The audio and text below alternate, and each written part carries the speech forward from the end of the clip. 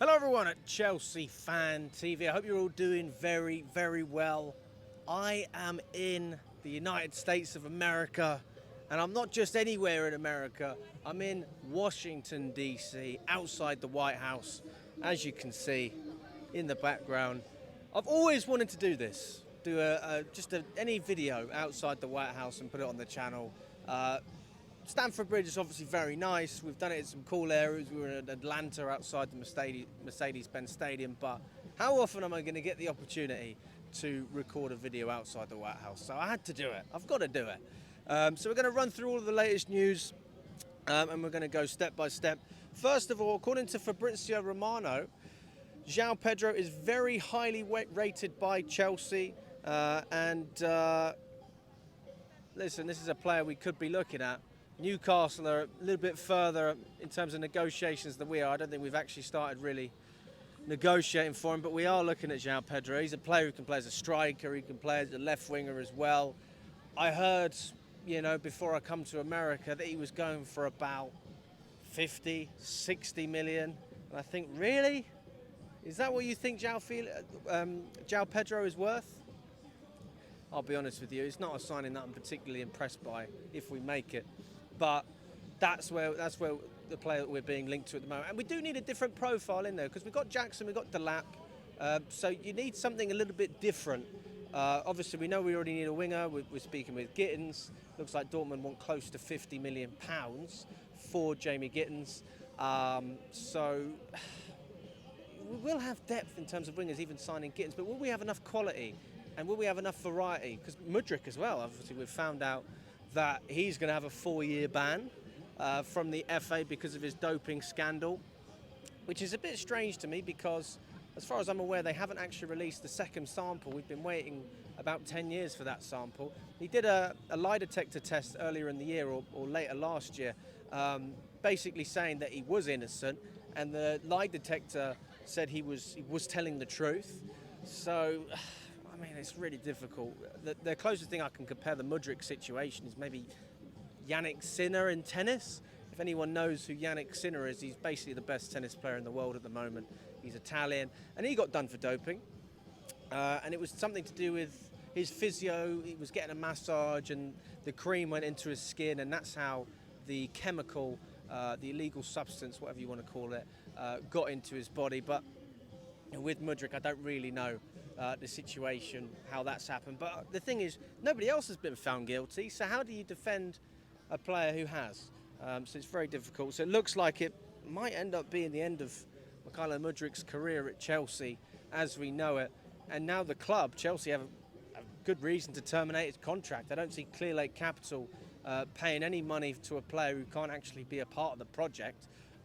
So I can see that being the most likely scenario. On top of that, maybe there's a legal case with regards to Shakhtar Donetsk. I don't know if there's anything we can do to stop those payments. Probably not, to be honest, because he hadn't been proven guilty at that time. So I don't think that will affect any of the payments to do with Shakhtar Donetsk. But I do think that his contract will ultimately be cut. And this is a player who I like. He's obviously been underwhelming since he's come to Chelsea. We saw him in Poland for the Conference League final, and he's not been able to play, and he won't be able to play for 4 years. So it's a real shame. Kieran Gill's come out saying Maresca is also ready to defy the Club World Cup rulebook by rotating his lineup as he's looking to progress further in the Club World Cup. Now, for those of you wondering what the rules are in the Club World Cup, you have to start your best players, and that is one of the rules. And that's why they're able to pay so much money as well, because basically they can guarantee in this competition that all of the star players are going to be playing. Maresca loves to rotate. He's going to continue to rotate by the looks of it. And I say good on him, honestly, as far as I'm concerned. I don't want Lavia getting injured. I don't want James getting injured. I don't want any of my key players having an injury issue. And if that means that you have to rotate them for a match against Flamengo, so be it. It's really not a big issue to me. But in terms of the rule book of the Club World Cup, obviously they have their stance. I presume Chelsea will probably end up getting fined for that, but if we end up progressing in the competition, then it's worth getting the fine, isn't it, ultimately? Chelsea have held further talks with West Ham over Mohamed Kudus, West Ham want a straight cash deal. This is according to The Guardian. Listen, we spoke with West Ham earlier that we were looking at a swap deal plus cash, not just one player, but two players to West Ham, with Robert Sanchez and Kiernan Dewsbury-Hall, plus cash for Mohamed Kudus. They rejected that deal, West Ham. They also did actually have some interest in Robert Sanchez as well, although I'm sure they won't be paying anywhere near the 25 million that we did to get their hands on the goalkeeper. If they want to get Robert Sanchez. I don't think that this is a deal that's unrealistic. It ticks a lot of boxes, but it does seem a bit strange that we're looking at a ready-made player, a player who's proven himself over a number of seasons in the Premier League. I don't really see Clearlake spending 70 or 80 million pounds, but maybe I'm wrong. Maybe they're looking at the Mudryk scenario and Jamie Gittins, and maybe they're saying, screw it, we're just going to go for a ready-made player, or even better still, go for both. Because there's nothing wrong with signing young players, but if you can sign young players and have ready-made quality around them, then they know what they need to do in order to become better players, because they'll see what's around them and they'll see the quality that's around them as well. And ultimately, it's like anything. If you're surrounded by bumps, then you're going to become one. You are a product of who you spend your time with. That's why top players want to go to top teams, because they know they're going to improve playing alongside better players at a higher standard in training. This video is brought to you by 7Bet, a proper new bookie here in the UK. You get an early payout if your team goes 2 goals ahead, a quick bet builder to customise your bets, odds on players' cards, shots on goal, assists and other stats and ACCA boosts if you're going big. Easy to use, smooth to navigate. If you're having a go on Chelsea or any other football team, check out 7bet.co.uk. Link is in the description below. Scan the QR code. 18 plus only. Bet responsibly. Be gamble aware. Now this is an interesting one. According to Matt Law, Arsenal are among a number of clubs who are monitoring Chelsea's Noni Madueke. We do not consider him untouchable as it stands, but we are, obviously, we are looking at other wingers. So it'd be a bit silly to sell Madueke if we're not going to bring anyone else in. So maybe this is where the Kudus links come back as well, because if we are looking to sell Madueke for a profit, we could bring in a player like Mohamed Kudus. Maybe that's part of the thought process. But it doesn't surprise me that Arsenal, as per usual, are looking at Chelsea and seeing what they can do to improve, because they know that they have to feed off of our breadcrumbs in order to get anything decent as a football club, whether that be Jorginho, Havertz. The list goes on and on and on.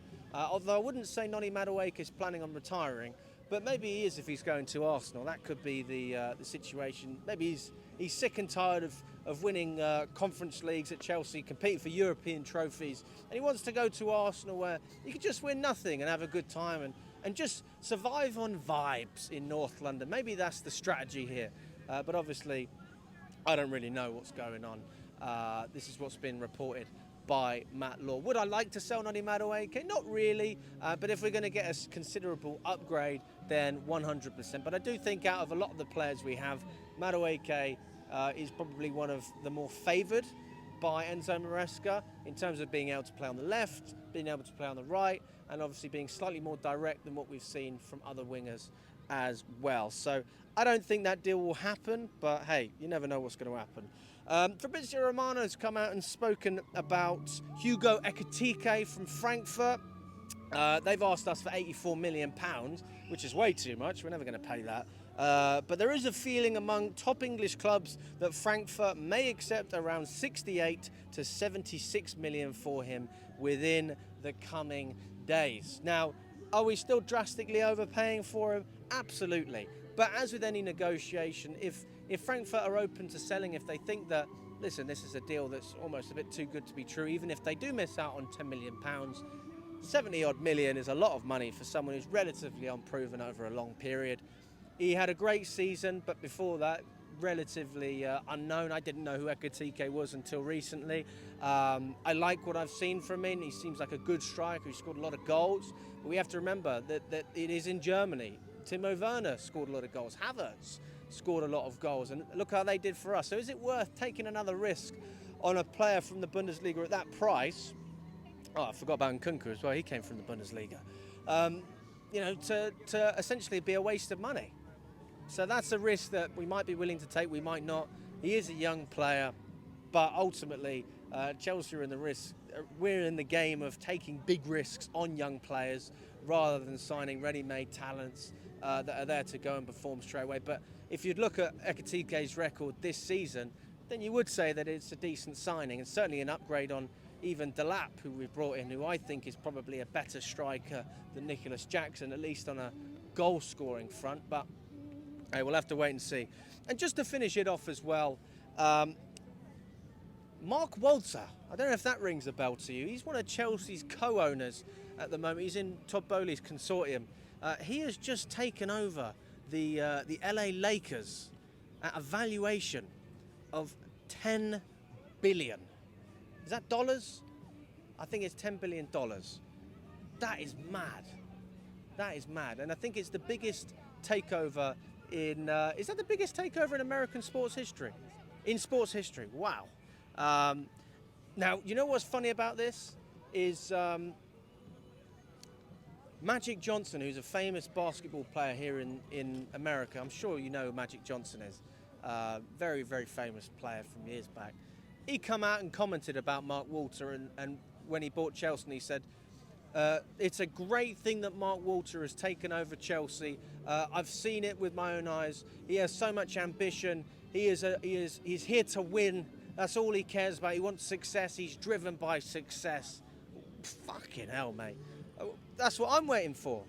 I want to see it this season, though. So listen, I'm not going to say too much about Mark Walter. He is a part of Chelsea's consortium as well. So if we're going to see ambition, we just saw you spend 7 billion quid or 8 billion quid, whatever that is in dollars, $10 billion on the LA Lakers. Spend some money on Chelsea. How about that? It's not all about return on investment for you, Mark Walter, according to what Magic Johnson has said. He wants success. He's driven by winning. Well, let's see how we can do in the coming season. Let's see how we go. Let's see how we can back Enzo Maresca. Are we going to get another striker? Are we going to get another winger? Will we reinforce our defence and give Cucurella cover on the left? Will we get centre-back? Will we have a competent goalkeeper? Because we bottled Manyan and we shipped off our own keeper, who's the best keeper in this squad, in Jordi Petrovic. So we are stuck with Robert Sanchez as it stands. So I don't see that as the foundation for long-term success as it stands right now. But if we do business in the summer, do good business, then we could have a very different conversation. And Chelsea don't actually need that much. We just need the right players, and honestly, we could be talking about a title challenge. It is really that simple. So are we going to push on, or are we going to hold ourselves back? We'll find out. But listen, big up to everyone from America, outside the White House, and we'll see what happens in Philadelphia. All the best, guys, and we will catch up very, very soon.